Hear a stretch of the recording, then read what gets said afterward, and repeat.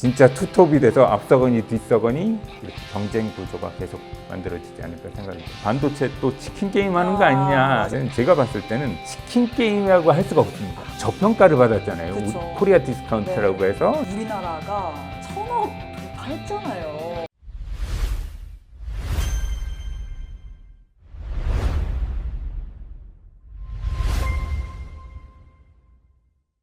안녕하세요. 경제매거진 앵커 김민겸입니다. 오늘은 SK하이닉스 반도체 투자 관련된 이야기 박정환 대표님과 함께 해보도록 하겠습니다. 대표님 안녕하세요. 네, 안녕하십니까. 네, 대표님 최근에 이재명 대통령과 이재용 삼성전자 회장 그리고 SK그룹 최태원 회장이 메가 프로젝트 보고에서 대규모 투자 소식이 나왔는데 투자 규모가 어마어마해요. SK그룹이 역대급 2,100조 원 대규모 투자 계획을 발표를 했습니다. 어떻게 보셨나요? 2,100억이라는 건 기업에 가지고 있는 자산이나 아니면 현금 흐름 봤을 때 무리가 아니냐 생각할 수도 있지만 그룹에서 ADR 상장을 해서 43조 그 정도의 자금을 달러로 들어오고 프로젝트 펀드라고 그러죠. 우리는 얼마 될 테니까 니네도 얼마 돼 이런 식으로 해서 투자자들을 끌어모을 수도 있고 SK하이닉스가 한다. 그랬을 경우에 따라서 오는 투자 기업들도 많습니다. 네. 전략적 투자자들이라고 하거든요. 파이낸셜 인베스터, 주식이나 뭐 그런 걸로 이득만 보고 나갈 사람들이고 SI 같은 경우는 전략적으로 같이 이제 한마디로 이 기업하고 저 기업하고 같이 가는 데 있어서 서로 투자를 해주기도 네. 하거든요. 그렇게 하는 방식으로 해서 2,100조를 정부 정부와 그리고 기업 그다음에 은행권들 해외 기업들 그리고 투자자들 이렇게 여러 가지를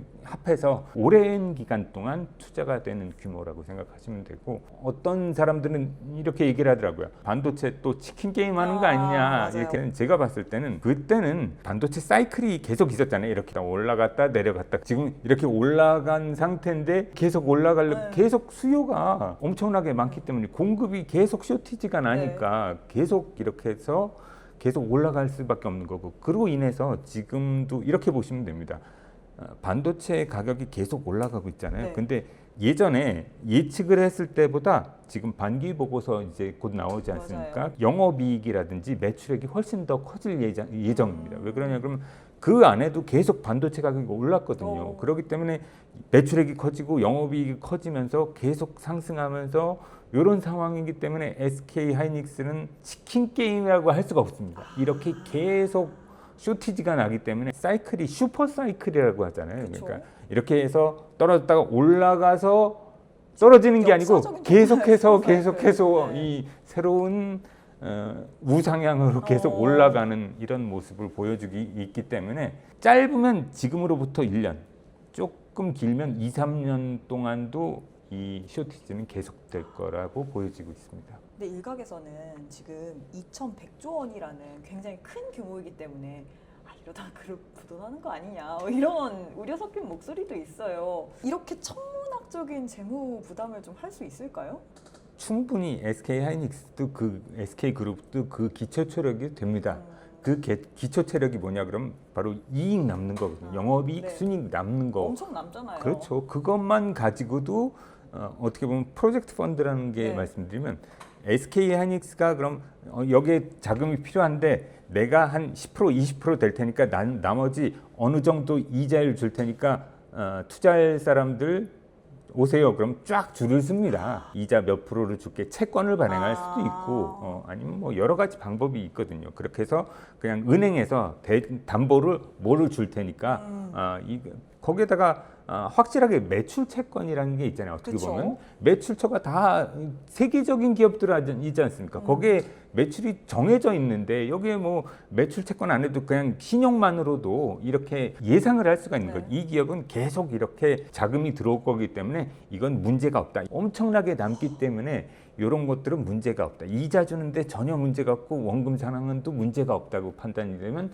굉장히 많은 은행권 그리고 투자기관에서 자금을 끌어오는데 그렇게 어렵지는 않을 거라고 생각 들고 거기에다가 더해서 정부도 도와주고 있잖아요. 그쵸.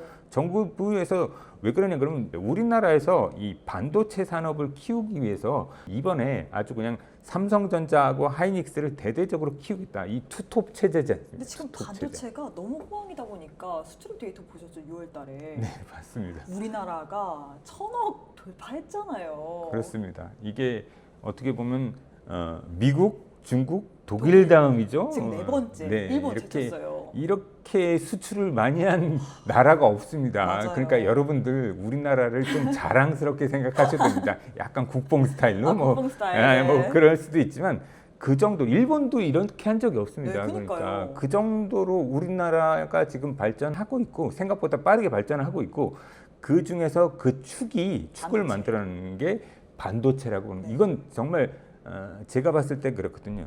제가 여태까지 살면서 어렸을 때부터 생각을 해봤는데 전기를 굉장히 어렸을 때는 작게 썼지만 굉장히 많이 쓰고 있잖아요. 많이 쓰죠. 그죠? 다 계속 전기가 소비가 들어가죠. 늘어나지 않습니까? 네. 그죠? 그런 것처럼 현재는 어떻습니까? 노트북, PC, 뭐 핸드폰, 뭐 다 조그만 반도체. 소형 기계, 반도체 이어폰. 안 들어가는 네. 게 없죠. 그게 계속 늘어나는 겁니다. 그러니까 이 시장도 계속 이렇게 커질 수밖에 없는 거라고 보여지고 이 사회가 계속 발전할수록 이 전기 쓰듯이 전기는 계속 늘어나는 게 맞아요. 기본이고 그 다음에 반도체도 계속 늘어날 수밖에 없다. 이 반도체는 쓰임새가 그만큼 많아지고 작은 거에서부터 큰 것까지 아주 굉장히 수요는 계속 폭발적으로 늘어날 것이라는 게 제 견해입니다. 우리나라가 정말 이 반도체 산업 쪽으로 밀어주는 것은 굉장히 잘하는 것이라고 생각 들고 그것도 좋은 게 저는 삼성전자하고 하이닉스가 이렇게 투톱 체제로 가는 게 아주 좋은 것 같아요. 왜요? 앞서거니 뒤서거니 뒤서거니. 하면서 국내에서도 경쟁을 하지만 다른 나라 경쟁사들이 잘 붙기가 힘든 겁니다. 기술 격차도 굉장히 크고요. 자본력 투자도 굉장히 많이 해야 되기 때문에 이 두 가지 산을 넘는 게 굉장히 어렵다고 보여지기 때문입니다. 다른 나라들에서 이 삼성전자, SK하이닉스 투톱 체제를 좀 따라가기 힘들다라고 이야기를 했는데 SK하이닉스가 드디어 또 7월 10일에 뉴욕 증시 ADR 상장을 감행한다라고 하잖아요. ADR 상장을 한다고 하면 득거실에는 뭐가 있을까요? 우선 조금 잃는 네. 부분을 이야기하자면 현재 주주들한테 이것도 어떻게 보면 제3자 배정으로 주식 신주 발행이랑 마찬가지입니다. 신주 발행을 했을 때 희석이 된다 그러죠. 그렇죠. 지분 가치가 희석되고 희석되고. 다일루션 된다 그러잖아요. 그것도 있지만 또 한 가지가 이제 나중에 이제 분기 보고서, 반기 보고서, 감사 보고서 나왔을 때 주주의 이 주당 이익률이 떨어질 수 있다는 거죠.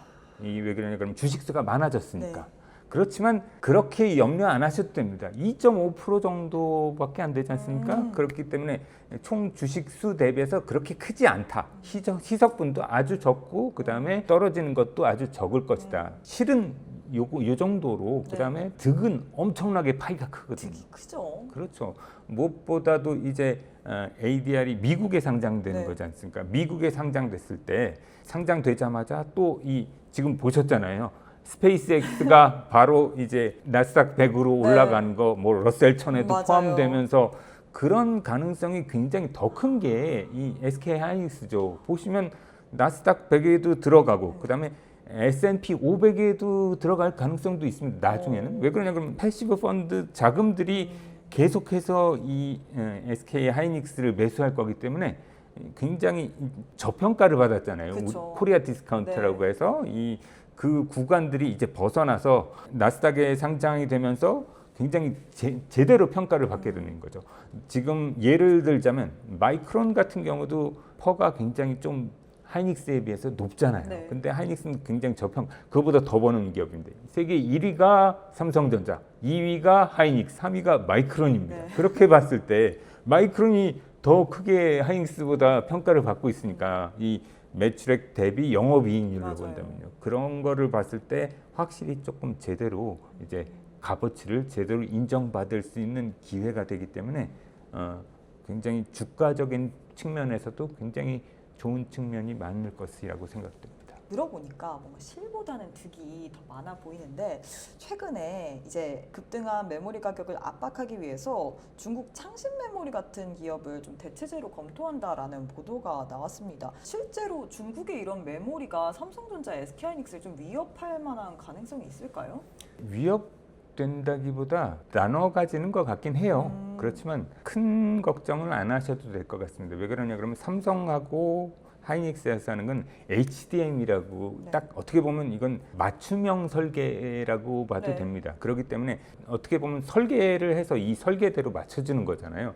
그것과 거의 필적하기 때문에 중국에서는 이런 걸 할 수가 없습니다. 어. 지금 어떻게 보면 조금 저렴한 가격의 반도체들은 생산할 수도 있을 거예요. 근데 그것마저도 수율이 떨어지는 부분도 있고, 그 다음에 그 이상으로 갈 수가 없는 게 미국에서 또 막아버렸습니다. 그렇습니다. 비싼 거 팔지도 않고. 네네.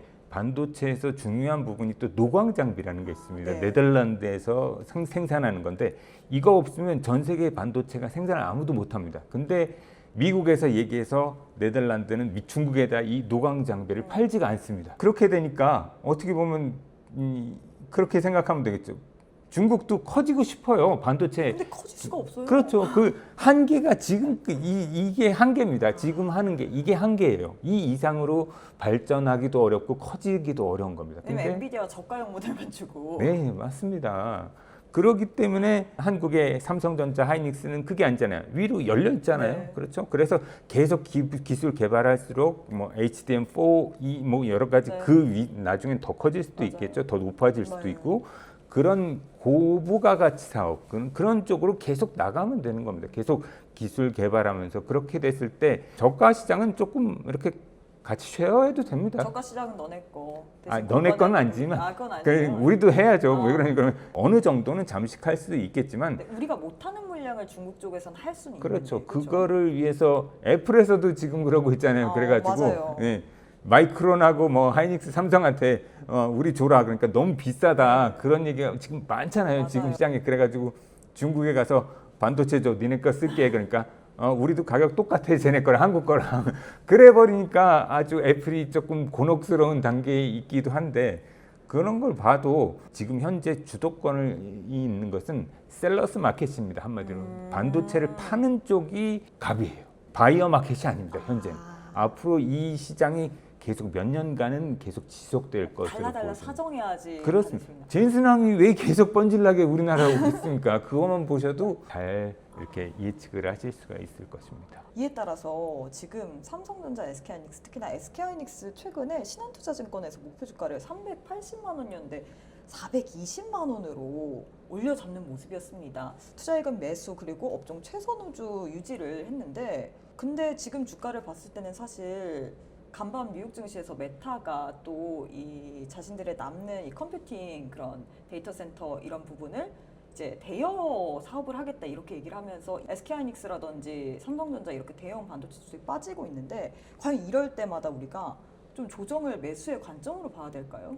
네, 맞습니다. 방금 앵커님이 네. 이야기하신 것처럼 이런 조정이 있을 때마다 땡큐 하면서 여러분들이 좀 보통 사셨던 것보다 좀 더 사셨으면 근데 좋겠어요. 주가를 봤을 때 정말 조정이 그냥 기회였던 것 같아요. 네, 맞습니다. 한번 차트 볼까요? 네, SK 하이닉스의 차트를 조금 보자면 이런 식으로 됩니다. 제가 채널을 계속 그려드리잖아요. 네. 여러분들한테. 이렇게 됐을 때 요게 중심선입니다. 중심선이고, 그 다음에 상단을 이렇게 그릴 수가 있어요. 상단이 이 정도 라인이고요. 그리고 하단이, 저도 이제 좀 알 것 같아요. 그죠? 중심선과 하단 부근 올 때쯤에 매수 타이밍 잡으라고. 맞습니다. 네. 그래서 제가 전에 추천드렸을 때가 있습니다. 제가 전에 추천드렸을 때가 요 가격입니다. 보시면 제가 190만 원, 180만 원 사이 여기에서 매수 추천해 드렸거든요. 그랬을 경우에 어떻게 됐을까요? 약 60%가 올라갔어요. SK 하이닉스만. 그렇게 오랜 기간이 아니었잖아요. 네. 그죠? 한 달도 안 되는 기간인데 한 맞아요.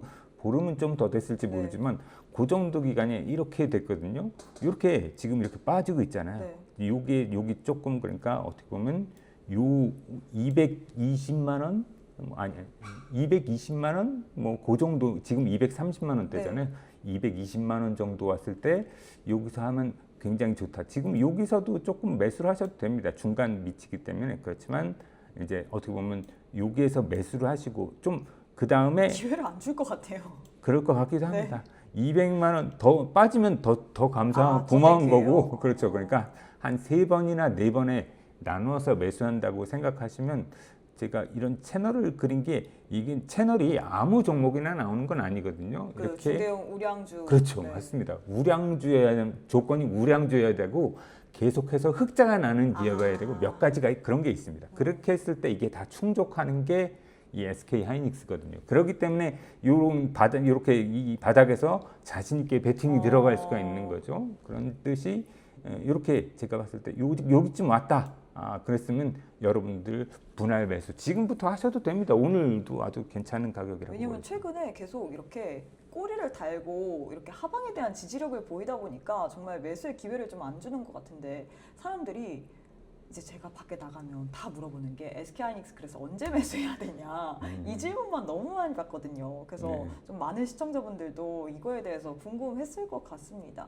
우리 대표님께서는 그러면 SK하이닉스가 어떻게 보면 추가적인 하락보다는 이 채널상에서 우상향 곡선을 보이고 있기 때문에 하락을 하면 오히려 매수 기회, 반면에 그래도 계속해서 상방을 향해 달려간다 뭐 이렇게 보시나요? 네, 그렇습니다. 저는 아까 채널에서 네. 그려서 말씀드린 것처럼 어느 정도 계속 가격이 올라가고 있잖아요. 맞아요. 그럼 이 채널 하단에서 중심과 하단은 매수 타이밍입니다. 그냥 하단이나 이 중심만 오면 그냥 땡큐하고 매수 잡으라고. 네, 맞습니다. 그 분할 매수하면 굉장히 좋습니다. 거기다가 이 상단을 넘어갔다 싶으면 좀 어느 정도 매도를 해도 됩니다. 이렇게 가지신 매수하신 자금에서 반을 해도 좋고 아니면 한 3분의 2 정도 매도를 해도 좋고. 왜 그러냐 그러면 이 위로 어느 정도 올라갈 수는 있지만 다시 이 채널 안으로 들어옵니다. 그럴 때를 또 기다렸다가 또 다시 중심이나 그런 곳에서 매수를 하고 그랬을 경우에 단타는 아니지만 그렇지만 그래도 스윙식으로 한 1, 2주, 2, 3주에 한두 번 이렇게 매매를 할 수 있는 구간이 나오거든요. 그럴 때마다 수익을 계속 쌓아나가면 나중에 보면 주식수가 예전에 100주밖에 못 샀는데 네. 한 120, 130주 이렇게 살 수 있게 불어나는 걸 계속 알 수가 있으실 겁니다. 어떻게 보면 수익 관점으로 계속해서 그 채널을 통해서 확인을 하면서 또 매매를 해라라고 이야기를 했는데 SK하이닉스가 지난 6월 22일에 또 장중 국내 증시 시가총액 1위 자리를 또 처음으로 탈환을 했잖아요. 이게 네. 25년 7개월 만이라고 해요. 이 때문에 삼성전자가 좀 자존심이 스크래치가 났는지 바로 좀 자사주 매입 카드를 꺼냈는데 7월 10일엔 또 하이닉스 ADR이 있잖아요. 네, 그래서 일각에서는 이 상장 완료가 되면 본격적인 1위 굳히기를 할 거다 이런 분석도 있는데 어떻게 보시나요, 대표님은? ADR이 상장되면서 굉장히 하이닉스의 엄청난 호재잖아요. 맞아요. 저는 호재라고 보고 있고 그 다음에 삼성전자는 현재 자사주 매입도 하지만 반기 보고서에서 이 성과급에 대한 맞아요. 충당금이라고 해야 될까 아니면 그 자사주를 매입하는 이유가 성과급 나눠주기 위해서도 그렇거든요. 그런 것도 있기 때문에 약간 영업이익률이 떨어질 수 있다. 예상치보다. 그렇기 때문에 하이닉스는 그런 게 별로 없잖아요. ADR 약간의 희석되는 거, 네. 주식수가 많아진다는 거. 그렇지만 그러니까 물량이 나올 일이 없습니다. 한국에서는 염려 안 하실 때요. 미국에서만 나오는 거고. 근데 미국에서도 이 시가총액 큰 게 러셀 1000 그다음에 필라델피아 반도체 지수 그다음에 나스닥 100 이런 데 포함되면 바로 그냥 훨씬 더 많은 패시브 그렇죠. 자금이 들어오는 거기 때문에. 그렇기 때문에 상승하는 거죠. 그러면서 이제 마이크론 비슷하게 아니면 TSMC처럼 그렇게 밸류에이션을 평가를 받게 되면 굉장히 그걸 노리고 가는 거니까. 그쵸.